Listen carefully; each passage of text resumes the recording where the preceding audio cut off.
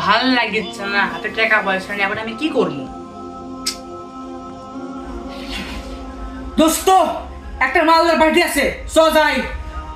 কি রে বন্ধু, তুই তো কথা খারাপ করিস নাই, সেই কথা বলছু। টাকা পয়সা নাই যে বুঝছো, আর যাদের হচ্ছে না, ব্যস্ত করার মারছে না। এখনকার যুগে মেয়েরা কি রকম আছে, টাকা নাই তো সত্য করছে না। এই বন্ধু চলো চলো।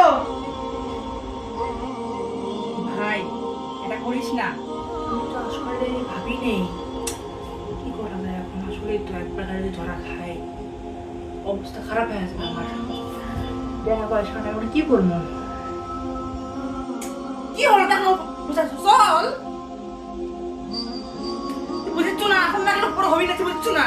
ওই কিন্তু শেষ হলো না গোবিন্দ দাস, এবার তুই ফ্যামিলি ছেড়ে দেবো। আর সুন্দর করে ধরে আমি আসছি তো, চল তুই চল। আরে বাবা তুই চল, তুই চল, তুই চল, চল।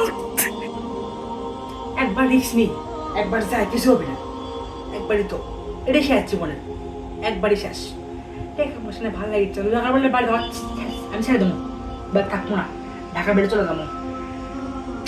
একবার একবার রিস্ক নিয়ে দেখি, একবার যাবো, একবার যাই।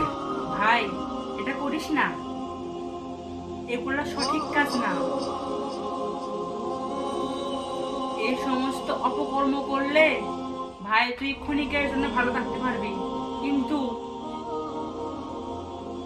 সমাজ তোকে ভালো চোখে দেখবে না, নিজের পরিবার তোকে ভালো চোখে দেখবে না, ভালো কাছে তুই ভালো হতে পারবি না। তুই একজন অপদার্থ গুন্ডা হিসেবে সবার কাছে বিবেচিত হবি, এই কাজ করিস না।